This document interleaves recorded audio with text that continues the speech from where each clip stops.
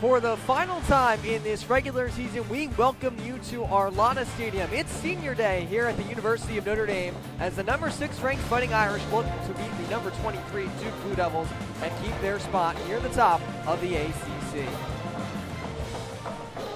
Hello everyone and welcome upstairs inside the broadcast booth here at our Lotta Stadium. I'm Andrew McGuinness alongside Eddie Scheidler on this gorgeous Saturday afternoon.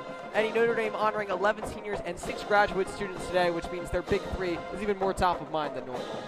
It is the start of the weekend in South Bend, Indiana, and with it, it brings the start of another year of ACC college soccer. It's the conference play opener tonight for the Wake Forest Demon Deacons and the number 13th ranked Notre Dame Fighting Irish. Hello everyone, welcome inside the broadcast booth at Alumni Stadium. Andrew McGuinness alongside John French. Should be a great night to kick off ACC soccer play here in this one. Both these teams like to shoot the ball a lot. They're both top 20 nationally in shots per game, and no one on Notre Dame's roster is more trigger happy than Manny Mercado. So welcome you back to courtside here. Andrew McGuinness alongside Tyler Reedy. Now that Notre Dame feeling good about themselves after that strong play towards the end of the second quarter, and really, it's been a case of two different players at two different points in this game carrying the way for the Irish. Nate's looking for a quick counterattack. He's got Brock Jones up the left wing. He makes a nice move. Got wide. Saucer to the middle. Oh, what a save. Rebound, score!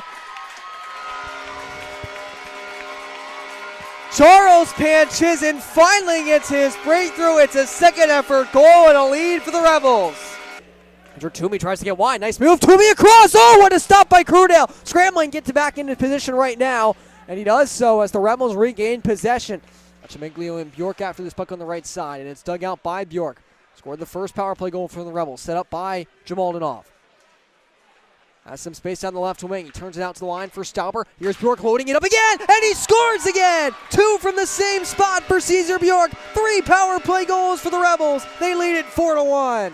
As Joe Stauber moves his puck ahead, hoping for one last great night. Here's a turnover. Spencer with Alamek. Spencer to Alamek. He scores!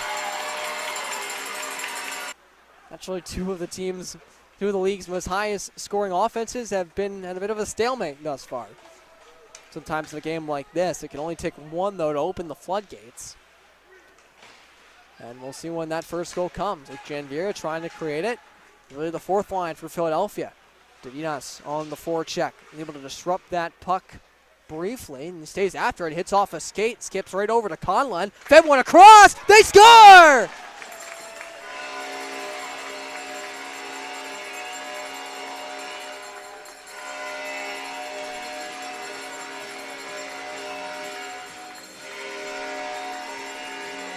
And it is a fourth line goal for the Rebels. Michael Matheson with his first of the season and first career NAHL goal. Congratulations to him, who is putting on another excellent performance tonight. 921 save percentage for him this season. Entering tonight, he's at a 909 right now. 20 saves on 22 shots, and for the second straight period, each of the first 6 shots have belonged to Philadelphia, and just like in the second, Del Russo stopped them all. It wasn't until later on that Philadelphia got their breakthrough.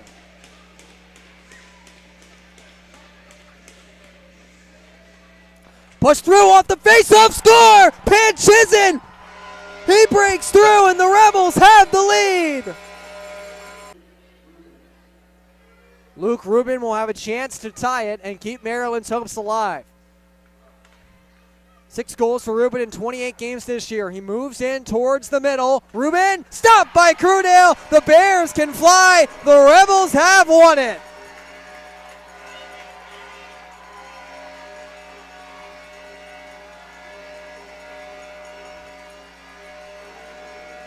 They had to wait 65 minutes and 5 shootout attempts.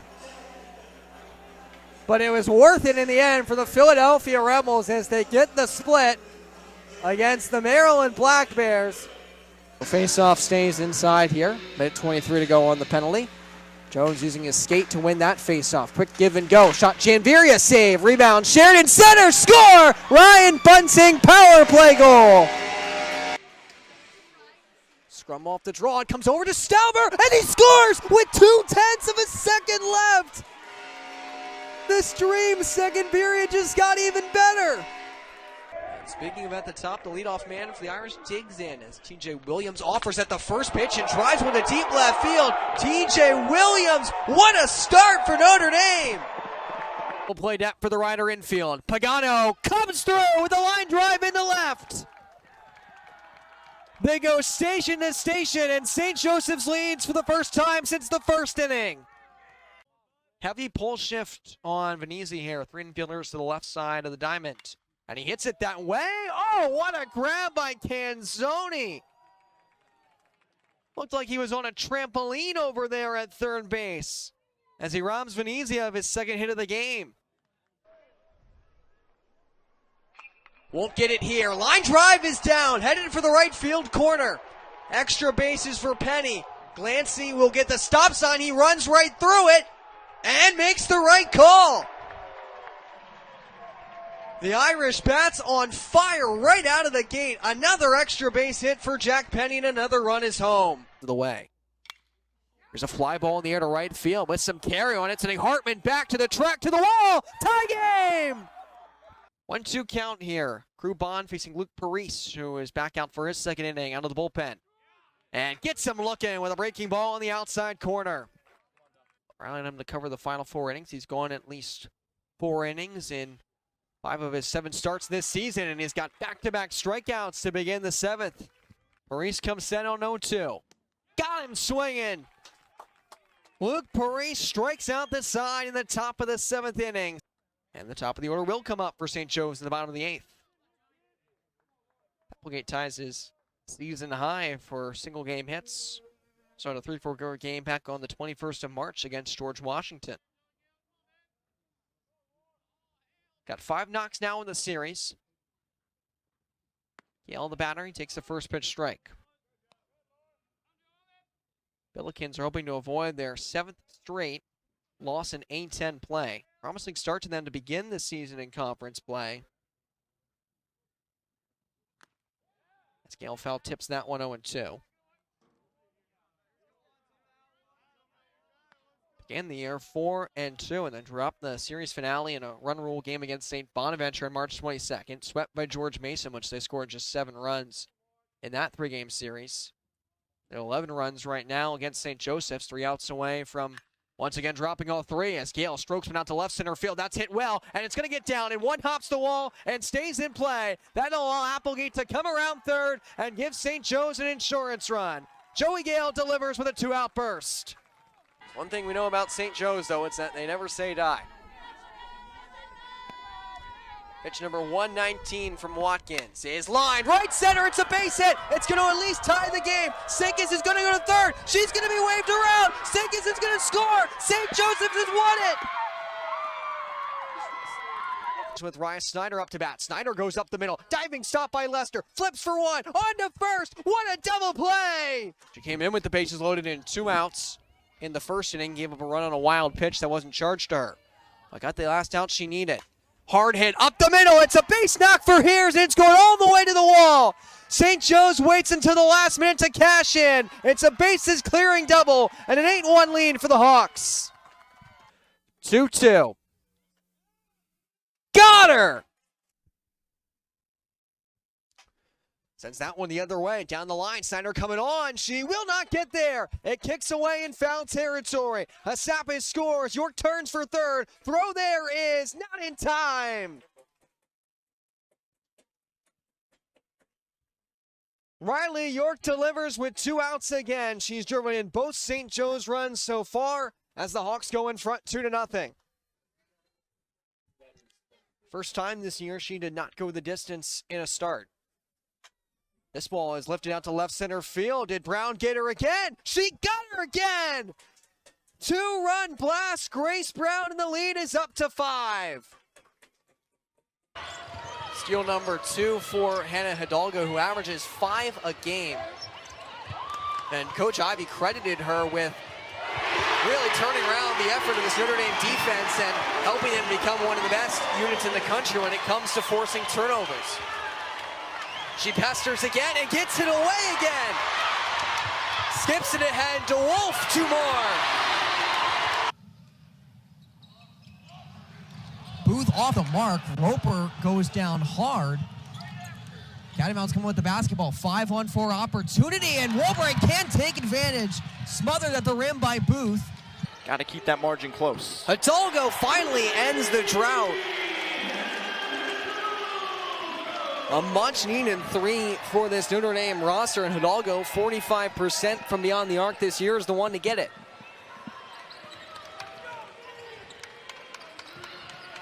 Aggressive here, looking for the steal. Hannah Hidalgo with a quick burst to the basket. 5 straight from the freshman.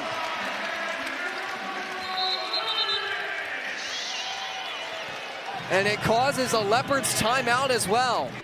Notre Dame off to a hot start in this third quarter. And they get a near takeaway. It's going to be whistled a jump ball. Possession arrow does favor the Leopards. The main 2 run through 2:45 coming out of the halftime break.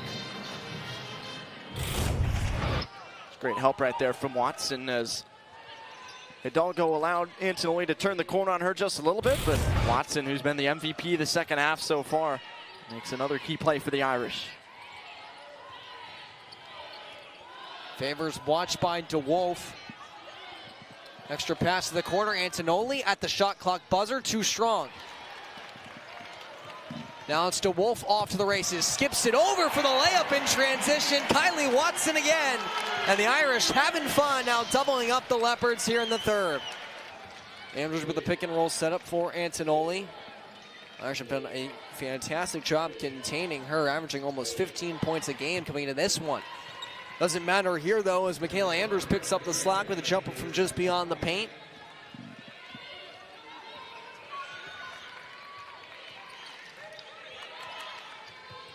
Marshall to DeWolf, left wing. 3 is down. And DeWolf connects on a triple. It's just the second 3 made tonight by the Irish, but they're hoping that they found their stroke a little bit from 3-point range after the offer against the Volunteers. A near steal there instead of foul on Westbell. That'll be her third. And that'll send us to break. Notre Dame pulling away from the Leopards on the strength of their defense. And they finish off the sequence with a triple from Anna DeWolf. Free kick for Notre Dame. Line drive in towards the back post. Fisher heads in! Over the line! Murphy was upset a moment ago there wasn't a foul call. Now it's the Irish fans who aren't happy that the whistle stays silent.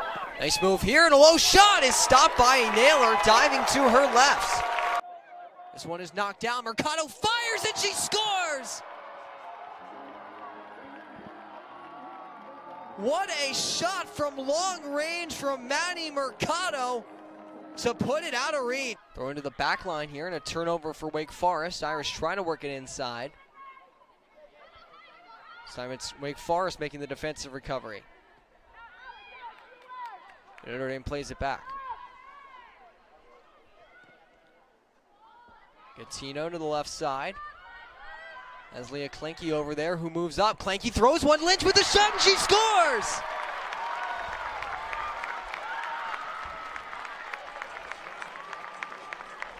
Just 5 minutes and 53 seconds in, and the Irish become the first team all season to score on Wake Forest in the opening half. Third of the year for Christina Lynch in a 1-0 Irish lead.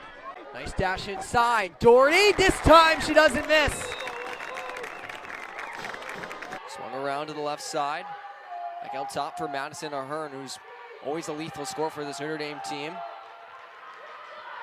Gets it up top here, plays one side of net, quick shot, Notre Dame scores. Backdoor feed right on the money for Casey Choma, and the Irish answer. It's a 2-1 game. See if the Irish look to get her another chance on this possession. Tierney to the side. Wolak, quick release, and she scores. Bang, bang from Notre Dame. The Irish offense buzzing in the first quarter. They're up by 4. So graduate students setting up a senior on senior day for this Irish team. Machen continues to enjoy a breakout season for Notre Dame, and really that's what's made this Irish team so special. You know, look at they were 2 seasons ago, just 9-10, 3-5 in conference play. And a big reason why they've taken such a big step forward from that over the last 2 seasons, of course, obviously making a nice run to the NCAA tournament a year ago. is because they've got more depth scoring. It's not just the big three who have to carry this team, and Tierney and Machen have both been big parts of that. They sure have. And as we were talking about earlier, Coach Kimmel said that they're going to try to shut down the big three. We asked, what's your game plan? And she kind of laughed, and she's like, I'm not going to tell you guys what we're going to do. But when you try to face guard, lock in, take away these top three threats, they're going to find other women on this Notre Dame offense who are going to make you pay. Here's another nice cut and another nice goal. And this time it is the big three getting it done. Shoma to Ahern, 2-1 Notre Dame. All right, Rebels fans, here with head coach Justin Hale after the team's 4-1 victory over the Danbury Hat-Tricks on Saturday. Coach, you made a lot of change up to the lineup, shuffling around the defense pairs, a couple personnel changes as well. Did you get the results that you were hoping to from those changes with how your team played tonight? Yeah, I thought the group responded well. New faces, new opportunities, as you mentioned, but we just have tried to continue to harp on the process, and we felt like there was pieces to the process, even though we didn't get the outcome last night. There's pieces to the process that we liked, and so we just needed to build off that. We needed to do it more consistently for a full 60. Again, there's always going to be stuff that we can correct, but we got the outcome that we were looking for tonight because we stuck to it. Defensively, only one goal allowed tonight. You guys allowed fewer shots in the second and third period than you did in the first. Would you say that this was one of your team's best defensive performances of the season? Of the season, I think Yeah. We have room to improve for sure. But I thought the first period they were winning races to pucks. They were a little bit hungrier to win puck battles in the first, and that's where you see they outshot us. And then the intermission, we talked about, hey, like let's get after it a little bit more in the D zone. Let's compete a little bit harder. Let's skate to win those loose pucks. Like, it starts with our feet, and we started skating more to win those and to close on some of those puck battles, and you see the result. Some milestone moments tonight for a couple of your guys. Charlie Spencer gets his first goal in the NAHL. Bo Lane with his first win. What does it mean to those guys to pick up those milestones, and what does that mean for them and the trajectories of their seasons? They're very similar to our whole group. They're hardworking guys. They're good teammates. They go about their business the right way. So it's the same of all our guys. When they get those opportunities, we want to praise them in front of their teammates, and they got the pucks for their first goal, their first win, and it was cool. It's always good getting those firsts, and many more to come for both those guys. Absolutely. And hopefully many wins to come for you guys as well. Best of luck, Coach. Thank you. Thank you. Appreciate it.